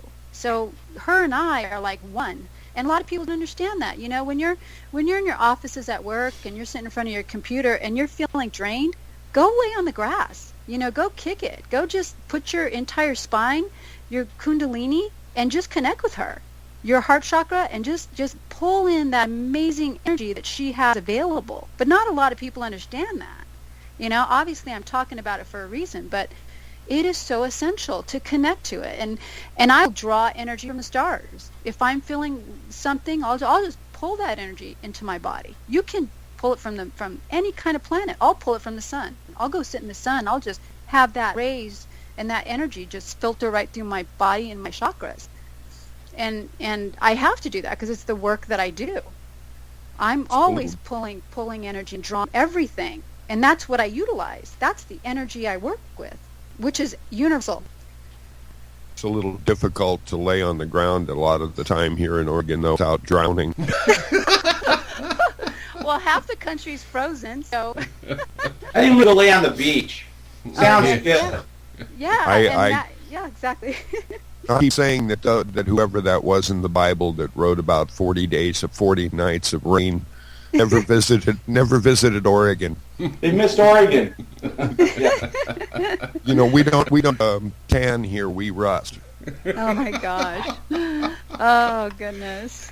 No, it was amazing too. Like I love Malibu here in LA. I love Malibu Beach. I connect with Malibu so amazing. And every time I go there, I see dolphins. I mean, and dolphins are the highest frequency of all animals on the planet. I mean, they vibrate at such a high frequency. It is why there is a law that's passed. The dark doesn't want you interacting with a dolphin. Did you know that? There's laws to protect you from even touching a dolphin. The reason why is they don't want you to actually get the information that a dolphin can download into you. They don't want you to have it. So they create this law saying, oh, we're protecting the dolphins and we want them as a protective species. Well, no, they don't. The dolphins will activate a human. So they've created this delusion of, oh yeah, we're protecting the wildlife and the dolphins and da-da-da. No, they don't want you waking up. They don't want you activated. So that's what that's all about. But, so incredible. I shared the photograph with it. I walked out my front door and there was a well. Oh, I got that. Yes. And, that was a fabulous photo, by the way. It just I walked out the door. It was serendipitous, and I'd been working. You get stuck on the computer and all that stuff. So I walked out the front door, and there's this well up by the first break, and it's just trucking on through. Oh, so cool! There's a well in my front yard. I saw know. the picture. That's awesome. Yeah, I know. It's funny. I've always had a real strong connection with animals. I would go up the mountains, and we were living up in the mountains just outside of Park City, Utah. I literally I had friends that were deer. They were deer friends, and they would walk up to me, and we would sit there and we would look at each other for the longest time, just stare at each other. And and I've been trying to. It's a unique experience because they were not afraid of me. and I wasn't certainly afraid of them, and they knew I wasn't going to shoot them, as far as that. So we had that kind of thing. But I even started to know their offspring, and we had this connection, and it was really a beautiful, it was like a love affair between me and the animals, and it was wonderful. And I've always, but I've had this strong connection my whole life with the animal kingdom, and it's been one of the great blessings of my life to be able to have that. It is. Yeah. Animals are amazing. They're here to teach us so much. I mean, granted, animals would never do what humans do to each other. I mean, honestly, they would not. An animal, when it goes, hunts, and eats, it's not going to sit there and torture its find. It's not going to sit there and bludgeon it and torture it and pull its nails out and tie it to a chair and do all sorts of crap to it. Take a picture, looks to it. Yeah. You're right. Humans do that. I mean, it's ridiculous. It's like, even dog spelled backwards is God. And dogs are unconditional. I mean, they're so happy to see you. When you walk through that door, there's not a person that they want to see more than you are. And they teach us, animals teach us a whole lot of things, but we have to pay attention. We have to listen to what they're trying to say to us. And Michelle, you hit the nail on the head, but you're scaring me because I'm dyslexic. I've always used to, I always knew that dogs spelled backwards was God, but I thought it was just me. No, well, one of the things that they can teach us that people overlook, the best way is how a dog tells time. Everything is right now, right now, now. Exactly. And that is the one thing that a lot of spiritual and life coach teachers teach. You need to be in the moment. You need now. Right. And we spend so much time worrying and planning the rest of our life that we're not living now. Well, the reason why people can't stay in that space of the present is because they haven't done their healing release work. That's what keeps us from not being in the present moment. The heart wants to stay in the moment, always. Okay, that's what it's designed for. The mind is what's the problem. It's like when you have so much emotional abuse and damage, your mind will always reflect backwards. It will always go to the past. It will always go to the pain. If you haven't cleared that pain from your molecular structure, you're not going to be able to stay in the present. You're not. It's not possible. So the problem is that's the reason why people can't stay in the moment. They haven't done their release work. And when I work with people, and I've said this with my first interview, I make everybody read the book Eckhart Tolle's The Power of Now, because it talks about the pain body and how the pain that is unhealed and brought to the surface is still sitting there. That's a frequency that sits in your molecular structure. If you don't move that energy out of your body, there's no feasible way you can stay in the moment. You can't. Everything will pull you in every single direction. That's where our thoughts of fear come. That's where our panic comes. That's where our stress comes. Everything comes from our thoughts of the past, thoughts of unhealed trauma. So in order to stay in the moment, you better get down and start doing your work. It's like an onion. When you start unlayering all that energy from your pain body, it's like one layer of onion. Then there's another layer, and then there's another layer. You're unlayering all that trauma that you've had. Once you release all that, you can stay precisely in the moment. There's no past because you've healed it, and there's no future because you're not there yet. Yep. So you stay precisely centered in the perfect state of balance. But you can't do it until you've done your work, and that's the problem. People do not want to do the work because the work is painful. It's kind of funny because I went through a process a few years ago where I looked at everybody that I thought did me wrong, or maybe they thought I did them wrong, and went through a process of forgiveness. Exactly. And it's amazing how much of my past, I mean, the lessons didn't disappear, but the past disappeared, the memories, the pain. Yeah. I have no enemies. I don't see anyone as an enemy. The only enemies I seem to have are the ones that my government is so intent on foisting upon me. Mm-hmm. And I don't buy into it. I have nothing against an Afghan farmer or an Afghanistan pot maker or a Russian or a Ukrainian. I don't care. They're just people. And this is a hard thing. Everybody, we've talked about this before on Kirk's show about labels. All labels do is separate us. Yes. And I have no use for that separation. I tell people, I don't care if you're black, white, gray, purple, red, green, Jewish, Christian, Muslim. I don't care. How do you deal with me? And as long as you're dealing with me with respect, and I give you the respect you deserve as a human being, then we can interact. This is part of what I talk about with unconditional love. People don't understand what, you hear this from many people from different religions. Unconditional love. They don't understand it. It just means I accept you, just like Stash said. I accept you for who you are. I may not like what you do, but that's not who you are. So, yeah, I can dislike what you do. That doesn't mean I hate you. Right. The phrase, the word namaste comes to mind. Namaste, yeah. Well, it's like the minute you judge something, you draw back the love. You literally just stop the flow of love once you judge something. The other form of judgment is understanding. Love understands. Love does not judge. There's a difference. So yeah, but we all judge. It's an immediate response, but it's like the difference between feelings and emotions. Feelings are what you have. You're not going to stop that. Emotions are how you deal with it, and that is a choice. Well, yeah, it's perception too. It's how you see it. Perception is everything. How you look at it changes your idea and your feelings about something. Change your point of view, change your life. Chad! Yeah. There he is. I'm just listening. Yeah, it's great. Yeah, no, I agree with everyone. Actually, I'm going to pull and you.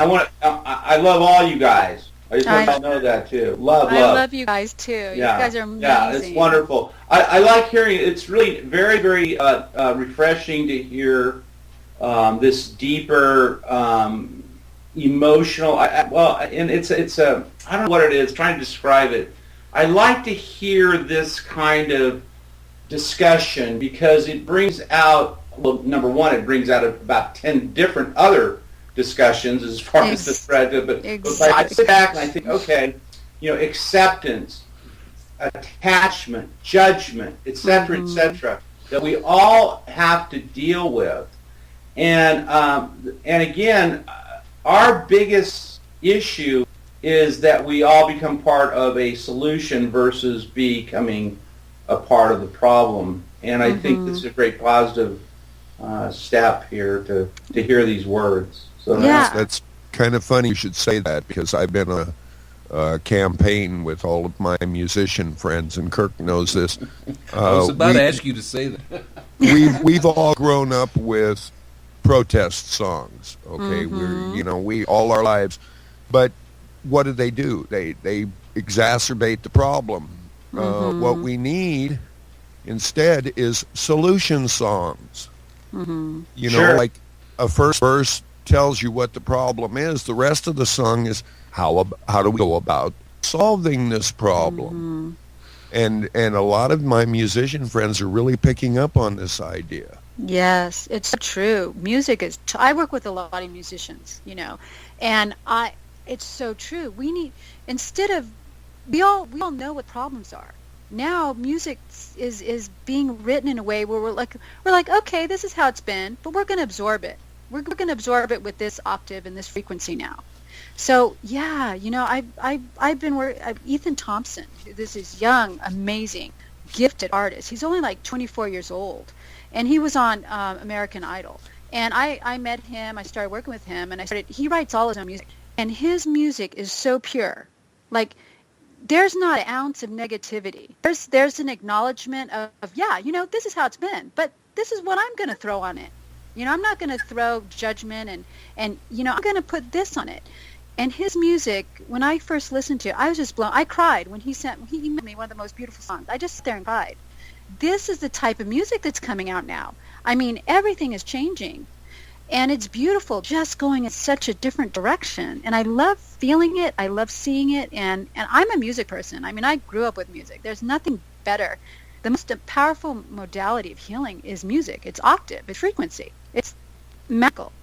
That's what I'm going to say. There's a corollary movement going along with that.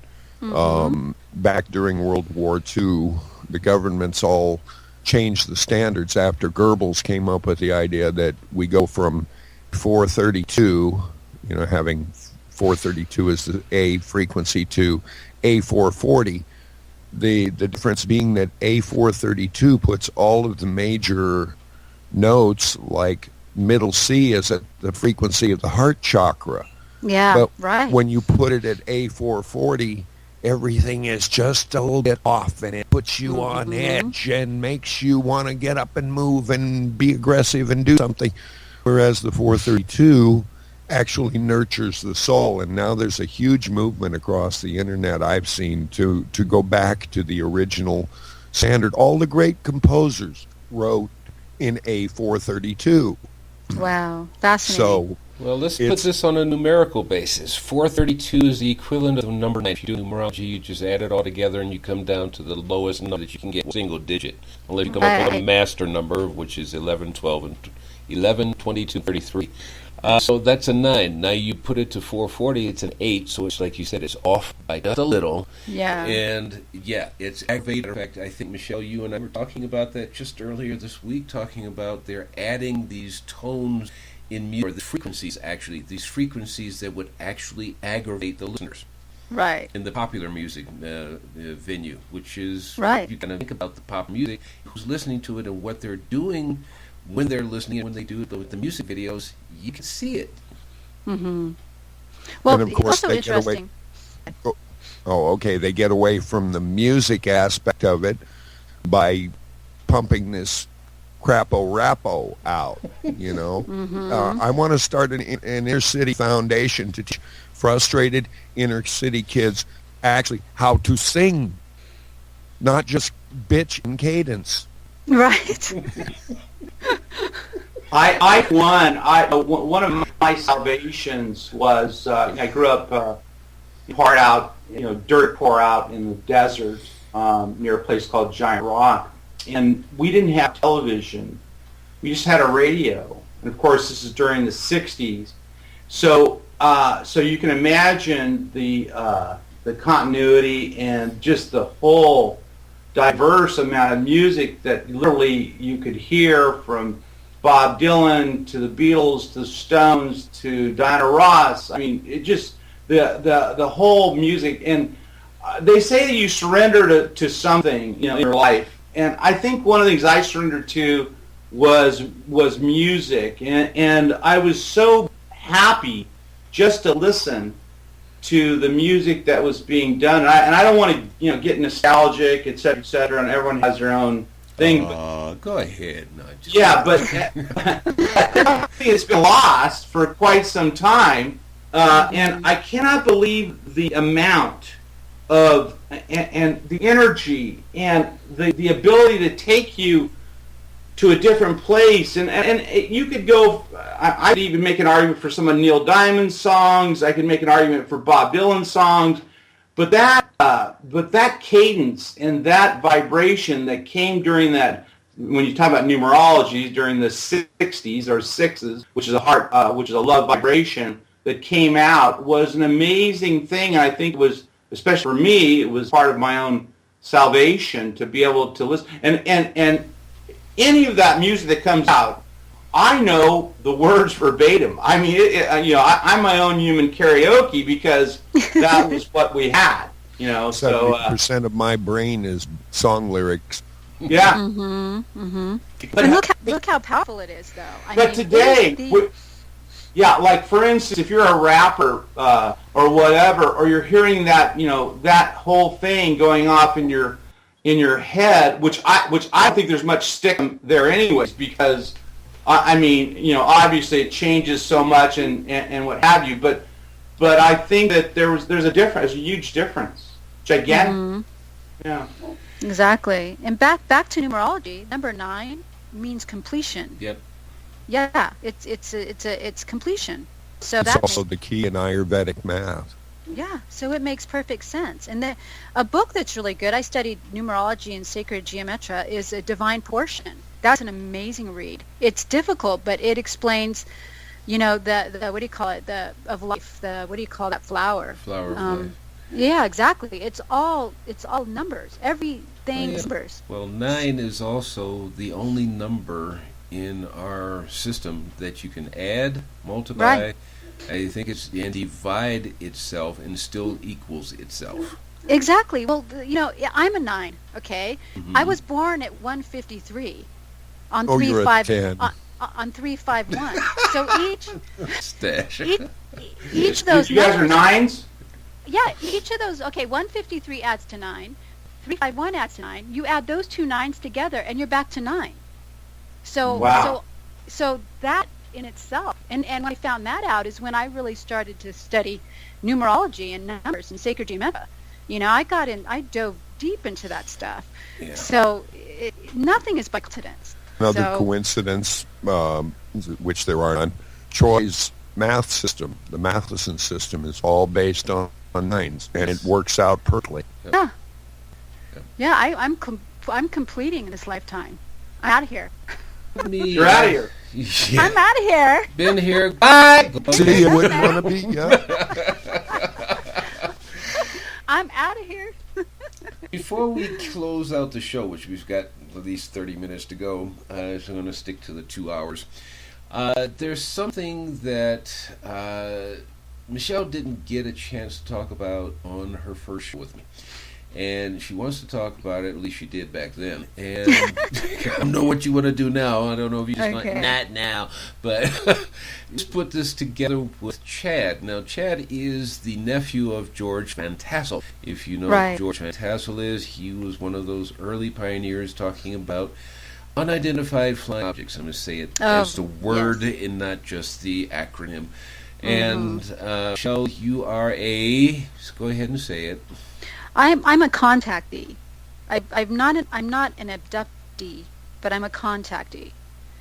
And what's interesting is when I in my first interview I talked about meeting Candace Calloway, and then the second half of my waking up process was with Stuart Swerdlow, who worked for United States intelligence under many secret projects. And I remember one time I was talking to Stuart on the phone, and he said, "Michelle, you're gonna be contacted. You're gonna have many off-planet experiences with ETs." And I remember kind of like going, okay, Stuart, you've been right on this for months with me. I said, but okay, whatever. You're kind of stretching it now, huh, dude? Right. I kind of like, okay, Stuart, thanks a lot. And he's brilliant. I mean, this is a profound, brilliant man who's one of the most amazing remote viewers and yada yada yada. So anyway, I've had many experiences. I've had physical where they have literally come into my bedroom and we have had conversations, and I have touched them and they have touched me. I mean, and I remember my very first one. It took me 2 days. I literally walked around in shock for 2 days. I was numb. I mean, it took my mind 2 days to kind of wrap around what happened. And all I could remember is going, oh my God, Stuart was right on. And I just started laughing because I went, he saw it. He already precognitive saw what was to happen to Michelle. And interestingly, I did not have, I've met with the mantis race. I've met with the androgynous race. I've met with the underwater. There's a whole city underwater where they live. Mm-hmm. I've had experiences with them. I've had experiences with greys. I've had a Draco reptilian show up in my bedroom. Okay, so call me crazy, whatever you want to do, but. But no, that it happened to me, and it still does. And some people actually have it occurring their entire life, from birth onwards. Because I work with abductees. I mean, I've actually worked with women and men who have been abducted. And it kind of goes through their entire childhood and their life. But with me, it didn't. When that portal was open, it just opened. So my mind was already prepared for it. I didn't have it go from 5-year-old to which that is normally what people do. They've been dealing with their whole entire life. When it found me, it was like overnight. And I'll never forget those experiences. I mean, they're so profound. And there's just so much out there. I mean, for people really to think that we're the only peeps here, come on now. I mean, the government is hanging out with them in Dulce. on level 7 is where a lot of these ETs are working in and interacting with humanity. Okay? And that's been going on for a long time. Our technology, from our iPhones to from even to fiber optics, all came off of ships.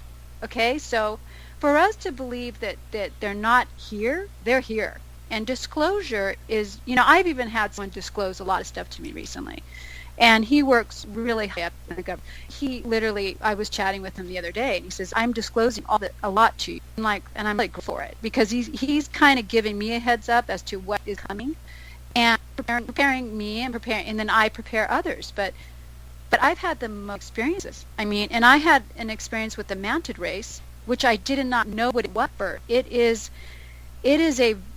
about an 8-foot tall being that has a very slender man's body, but its face is like a man.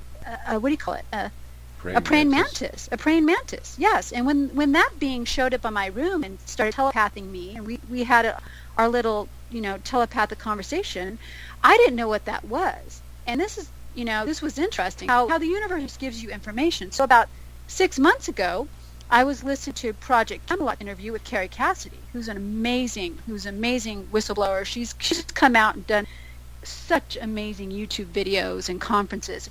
Anyway, so all of a sudden I'm listening to this video, and it's Simon Parkes. And Simon Parkes is a UK counselor, the government, who came out and started talking about his experiences.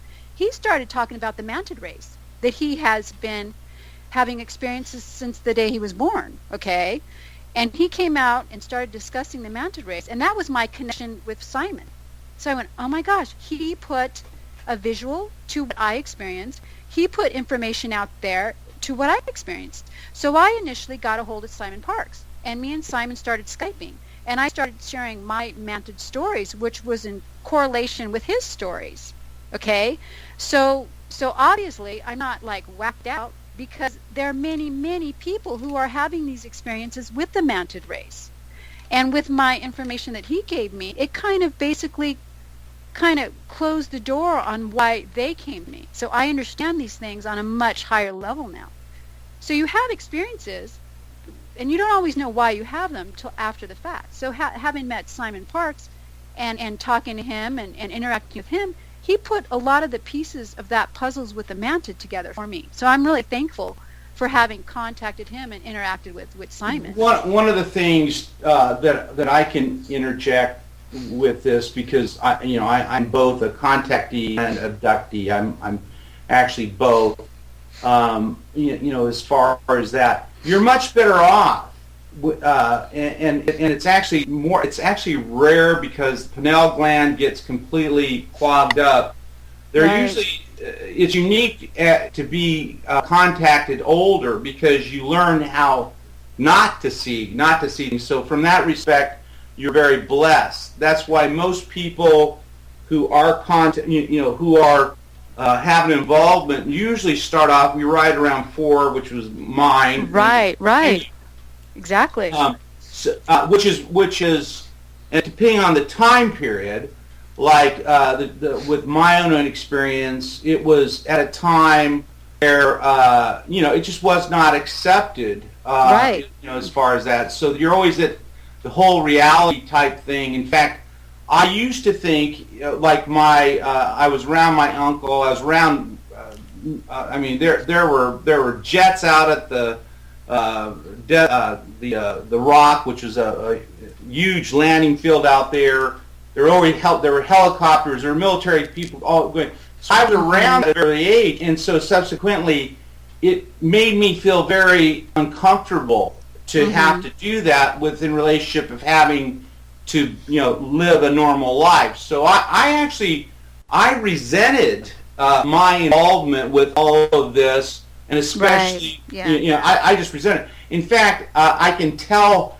We were living out in LA County, and I was with all my friends and my uncle who had appeared on I don't know, probably 300 television shows, and anyway, so he pops up on Discovery Sunday, I think it was, as a rerun, and we're watching him, and of course my friends at the time were hitting the bong pipe, and they were going, "Oh, really cool," and all that stuff. And it was uncle.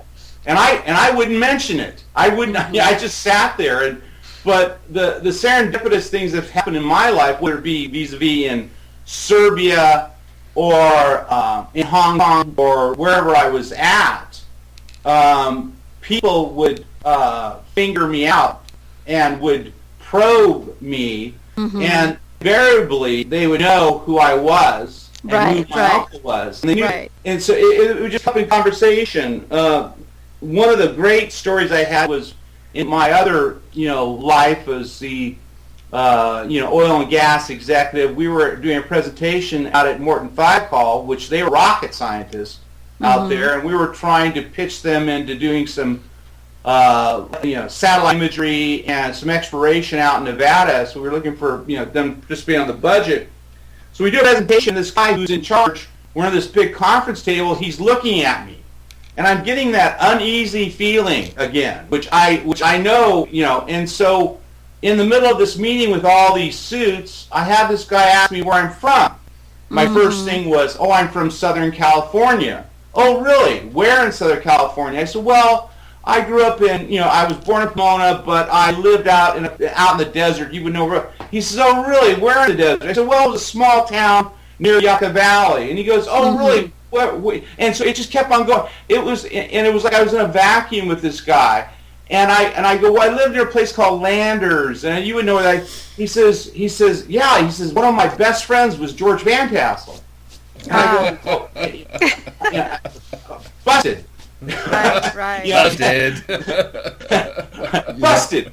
And so from that on, I'm president. And I have a geophysicist, and I have another gentleman with me, and the whole conversation for the next 4.5 hours became about the whole alternative energy, the whole UFO, free energy. Anyways, needless to say, we didn't get them as partners, but I guess I gained a friend. But that's kind of some of the weird stuff that's occurred in my lifetime. As far as that, and I've often, and I'd go, of course, look at the mirror and say, my gosh, do I have something on my forehead? Right. Well, it's energy. It's on such a high level. It's so subconscious. Some people are totally aware of it. Like, I'm completely aware when I'm conversing I will converse with you subconsciously before I will even verbally communicate with you.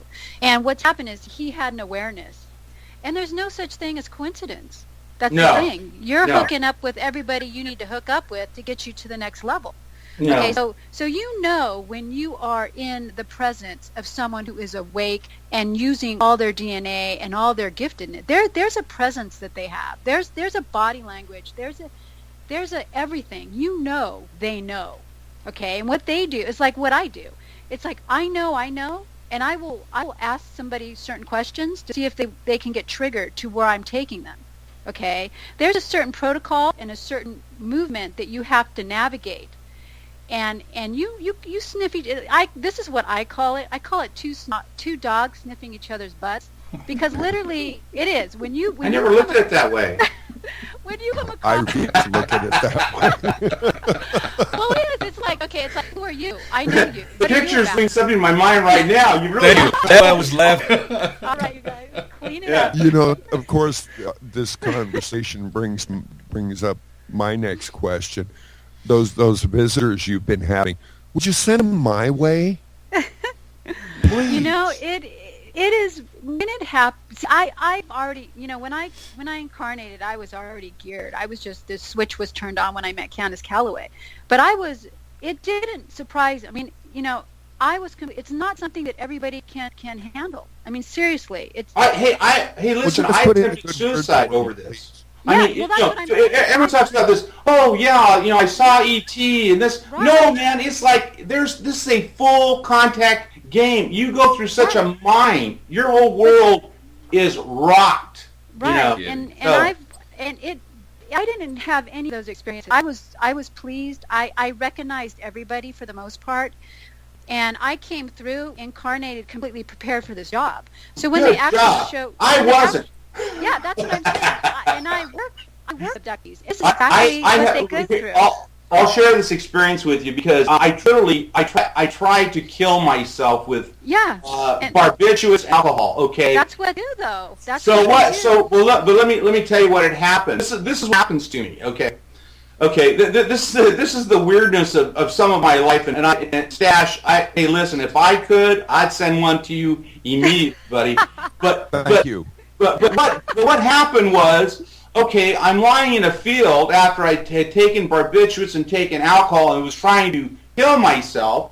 And so what do? I'm presented to the cellular wall of all of creation, and I'm shown where I was and where I was supposed to be, and it was a light show. It was a gigantic light show, and it was so impactful.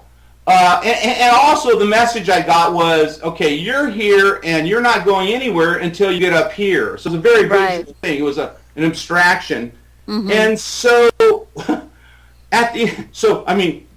So I couldn't even tell myself correctly. There's a plan. You weren't allowed to go.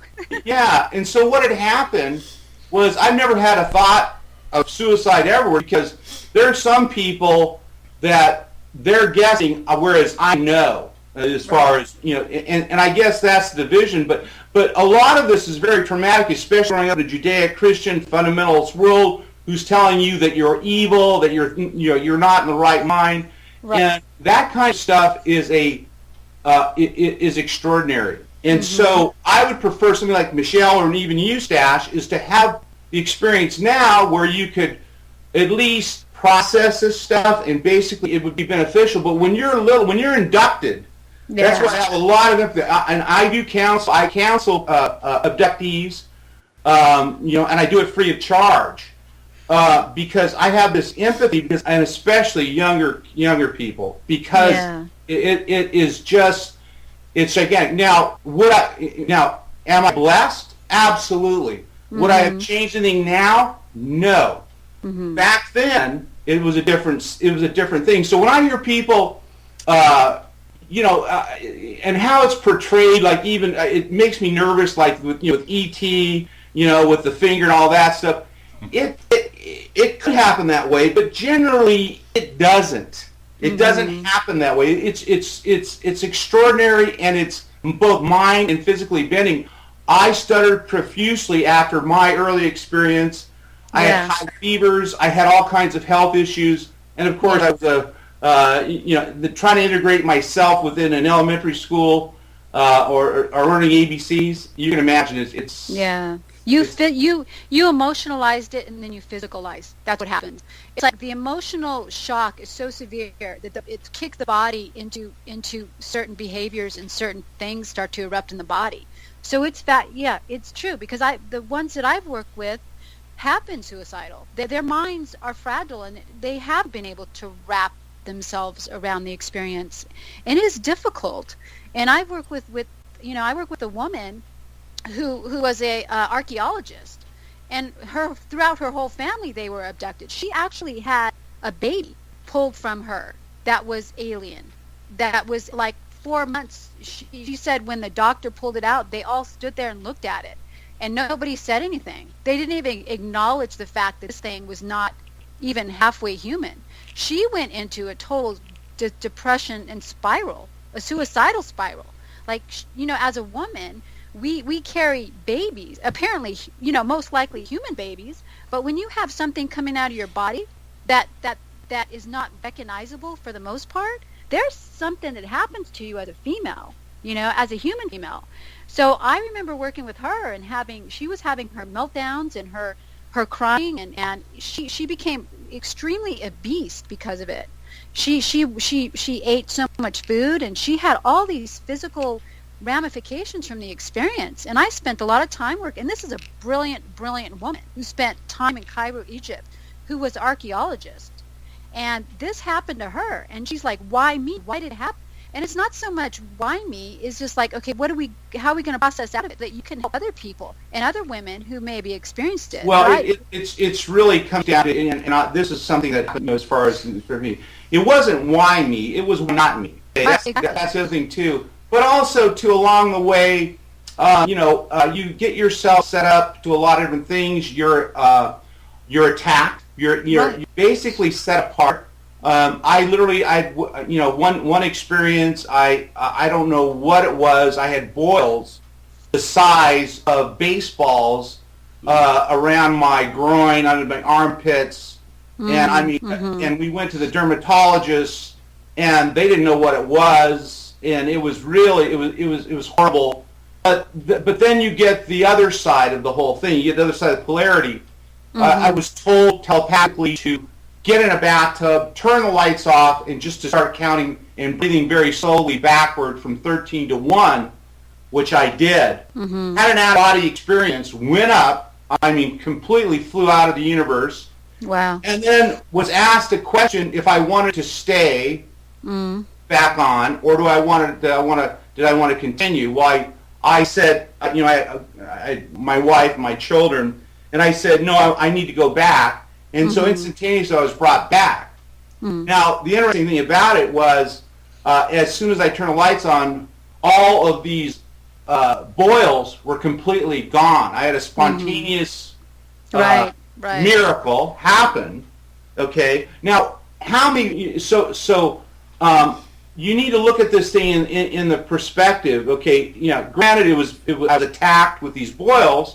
But yet there was grace and there was salvation. Now, how many people in a lifetime can feel that and see it in real time? Exactly. So it is a blessing as far as that. Now, I can't go to Sedona without having some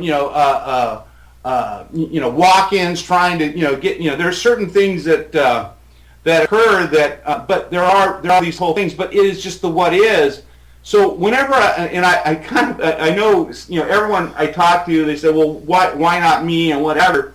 I often wonder. I think, well, be careful what you pray for. Right. You may get it. Well, yeah. It's a funny thing. I have always prided my on the fact that I tell people I was raised by two very enlightened human beings, and none of this ever sounded strange to me. My parents were very accepting of just about everything, took us to every religion that they could find, and when we became old enough, they said, choose. How nice. And it was like, UFOs? Sure, why not? Nice. It's just a matter, I think, of the world you're brought up in. You see, This is why I don't think it would be such a shock to me to meet an alien, because so what? They're just another being. Absolutely. Right. Well, alien essentially is whatever planet they're on. They need a certain body to adapt to that planet. We're humans. This body adapts to this planet. So for me, that's exactly how I view it. There's no such thing as alien. There is that planet needs this certain type of package, and those two packages go together. Earth and humans package go together. Right. So there's no such. The vehicle is just the vehicle. It doesn't matter. There's energy. That's how I see it. I'm going to let everybody have a moment here in just a moment, but we're going to come to a close on the show because I don't like to go over 2 hours. We're approaching that very, very rapidly. In closing, there's something that I do want to bring out, at least from my side, because I've been playing it just for a little bit there a while. But I grew up. I was 5 years old, and I was actually talking to adults and giving them advice that they thought was actually helpful to them. I grew up this way, and I thought this was just the way everybody was, and I had to learn that this is not the way everybody sees themselves. Yes, it is the way everybody is, but people have been, Stash and I oftentimes say, people are being dummied down. So if you don't accept it, just accept the fact you've been dumbed down somewhere down the line. You accept all this that has been told to you, and you think that reality is, when reality is what everybody's been talking about here on the show so far. Just because you've been told it's not real, it's strange, it's weird, not that way. Even the first time I saw a UFO, unidentified flying object, flying so close to me I could have taken off my glasses, and I'm nearsighted, they're not bottoms, okay? But I could have taken off my glasses and taken a .32 caliber handgun and shot this thing. It's that close, okay? Mm-hmm. I saw the light in the bottom of it. It made no sound. It was like it was just gliding by at about 5 miles an hour. Right. And down here in Mexico, people just accept it. It's not like up in the United States. Oh, why? You really do. Yeah. Yeah. Yeah, down here is accepted. Matter of fact, it's a TV show on every Sunday. Yeah. Jorge, I forget his last name. But anyway, there are things in this world that you choose not to accept. And that's the key word. You choose not to accept what is. I went through a second awakening when I was in my late 30s, and that's when I started getting headaches and couldn't figure out why. And this friend of mine, he says, that's your pituitary gland opening up. You're accepting now more of what is, what you already knew, but you just didn't accept it because I was too busy trying to hide and trying to be like everybody else. When back then I just said, heck, this is me, like it or not. Exactly. Okay? Exactly. And as far as Stash, as far as what you're talking about, I have a friend down here that used to be a forensic scientist, and he has told me, he said he doesn't want anything mentioned about it, but he says he has done many autopsies on dead persons that had organs that were not in place. They look like human. They look like everybody else down here.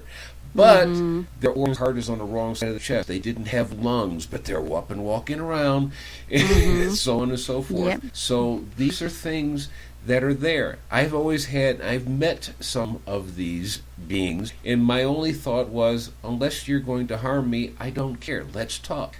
Right. And I never got a feeling that you're going to harm me. So, you know, you never know who you're going to be. You might be looking for someone who looks very strange. You know, you're going to go for the E.T. thing, like Chad said, but it could be somebody that's just walking down the street looking like everybody else. Oh, there's so much out there that looks human, but is far from human. Yeah. But the point is getting them to identify themselves. Well, when you're gifted, you already know. Thank you. You don't need. Oh, I mean, I've met a lot of people that I had to say don't come from the planet, but you know, for them actually saying, yeah, I don't. You know, I felt like I don't belong on this planet a lot of times. Right. But it's a matter of, I don't know, maybe I'm just not open enough to it, but I am. Well, you have to go to your higher self and talk to your higher self, and say, "This is what I would." What you're like? We've had before. Major conversation on this point, and the voices in my head keep telling me this is going to happen, but you know, it's like, okay, it'll happen when you're ready. Everything really in its time. Yeah. Yeah. Well, I don't know. I feel like I'm ready, but you know, you are ready. No, you are ready. And I'm going to tell you something right now that hit me. You're going to have that experience. I would say within the next 3 months. Because we're talking about it. Wonderful. I'm all for it. You know, bring it on. It's like waiting for a gig I've been waiting for 6 months, you know. Oh, boy. I want you to do me a favor, too, is get in touch with you. Because I like to get, I like to get these things. When I get a flash or an imprint in my brain, it's usually pretty accurate. So that just came to me, and I thought, you know what? You're going to be seeing something here pretty soon. So I think we gave you a base today. I think bringing up the energy and me discussing all my experiences, we're giving you a base. We're preparing you for it, essentially. Thank you. Okay, hold on just a minute, everyone. I'm going to end the show real quick and we can conversation. But before everyone else goes, before we end the show, everyone, we thank you for listening to this show. As you can tell, we do not get tired of talking about this subject and other subjects. So we are going to continue this, and we're sorry again that I screwed up somehow the live show. So we're going to plan for another live show sometime probably in March, late March or early April. We'll see how the time works out.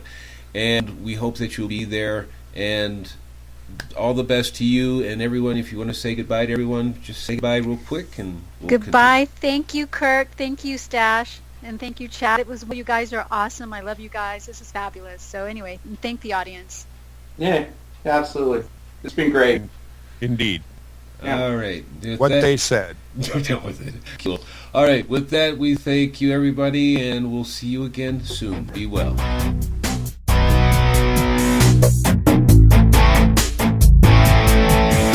Thank you for being a part of our listening audience.